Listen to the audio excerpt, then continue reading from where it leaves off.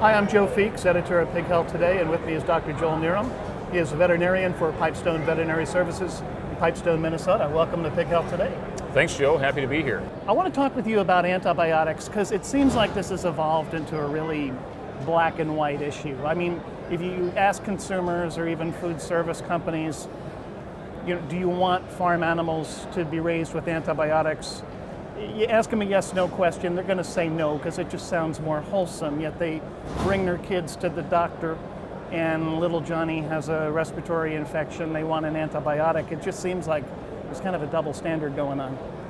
Well, the whole topic of antibiotic use and antibiotic resistance has really gained a lot of steam and momentum here the last few years. And certainly there is, I think, a real issue when you start looking at the number of antibiotic-resistant infections that are being diagnosed and treated in the U.S. and worldwide. There's certainly a concern, and I think it's an issue that isn't completely understood. And so because of that, there are some misperceptions about antibiotics used on farm and how they may or may not be contributing to the rise in antibiotic-resistant infections in the human health world. Well, and the statistic that you keep reading in the popular press is that 80% of the antibiotics are used in poultry or livestock, yet when you look at the numbers of the pigs and cattle and poultry that are raised in this country, I mean, they really dwarf the number of people that are in the country, so it doesn't seem like a fair comparison. Sure. And anytime you do those comparisons, right, there are all kinds of ways that you can distort the information or it can be misunderstood. And so certainly I think that what I would say as a veterinarian, antibiotics are a very important tool in protecting and promoting animal health. And we rely on those every day in the pork industry as well as the beef and dairy industries and poultry, et cetera. And so I think as a veterinarian, my biggest concern is that we continue to maintain the availability of those tools in helping us promote and maintain animal health and to treat the infections that require antibiotic therapy. As a veterinarian, my concern is about the welfare of the animal and being able to demonstrate that we're using these antibiotics responsibly is very important in order to maintain their availability. But again, it seems like it's an all or nothing approach. You go into the supermarket, you see labels like raised without antibiotics, no antibiotics ever, and still these animals are susceptible to bacterial infections, they get sick. Is that really responsible antibiotic use to just stop using them altogether? I think it's interesting. I think that the no antibiotics ever has become a very effective marketing tool. And when you talk to consumers, they say, yeah, I want to purchase meat that's been raised without antibiotics. But when you start talking to them about the animals themselves and the fact that animals can become ill and they need a veterinarian to diagnose and treat those illnesses just like a human being would need to seek assistance from a physician, then they understand, oh yeah, but I do want those animals to be treated. I do want those tools to be available to promote their health and welfare. And so I think it's about helping educate the consumer that we're using antibiotics for the best interest of the animal, and that antibiotics are not just simply used as a for-profit type tool. Now, one knock on antibiotics is they'll say, well, it's the way the pigs are raised. If you didn't crowd them in these buildings and so forth, they wouldn't get sick the way they do, and you wouldn't have as great a need for antibiotics. How do you respond to that as a vet? One of the first things I say is that one of the reasons that we raise pigs today in indoors in a confined facility is for their health, is to improve and promote health. And by moving pigs inside, we're able to control their environment. They're not subject to the extreme heat that they would be outside today, and they're not exposed to the extreme cold weather that we would see in the upper Midwest in the wintertime. So we're able to control their environment. We're able to promote health because they're not exposed to those kinds of stressors. They're not exposed to parasites that can be picked up in the soil and other places. And so health, I think raising pigs in confinement is a way to promote their health it allows us to control their environment and make them more comfortable. And of course, a lot of consumers might say, well, okay, antibiotics are fine for treating or controlling a disease, but there are farms out there that are using it to, prevent a disease. Is that still the case? It is an approved method for the use of antibiotics is disease prevention. And as a veterinarian, I think it's an important thing that we need to preserve, that under a veterinarian's judgment, an antibiotic may be used to prevent disease when a disease situation is imminent. It's in the best interest for the animal, and I think it's something that we need to continue to be able to do. The other thing I would say, though, is I think that today producers and veterinarians are ever more sensitive to this issue. And I know that we at Pipestone and others in the pork industry are working very, very hard to develop new and better methods of raising animals in order to facilitate improved health.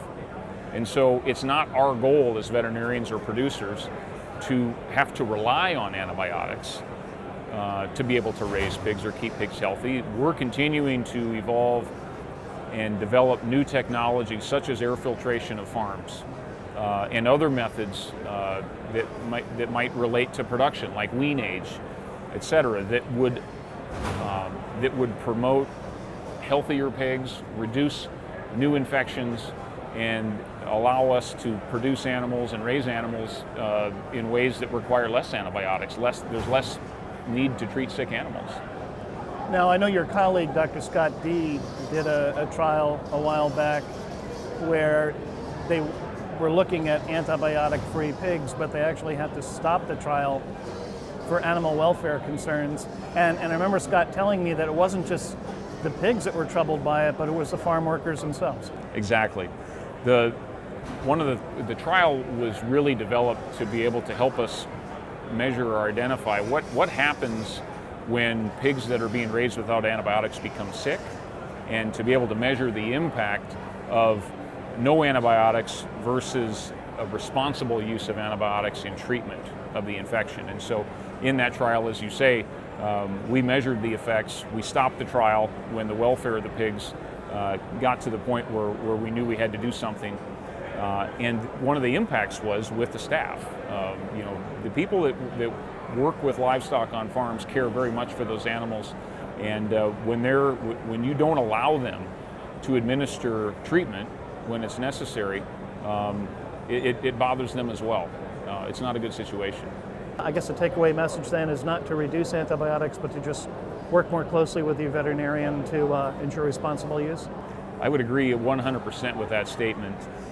One of the things that we felt at Pipestone is that as we look at addressing this issue of antibiotic resistance, which we believe is a real issue and one that needs attention and needs focus, we don't believe that the solution is as simple as reducing antibiotic use.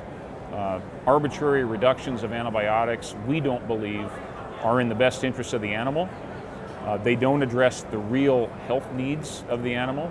And so we've chosen to take an approach not aimed at reduction, but at increasing our efforts at promoting responsible use. We want to change the conversation about antibiotics to one that talks about responsible use.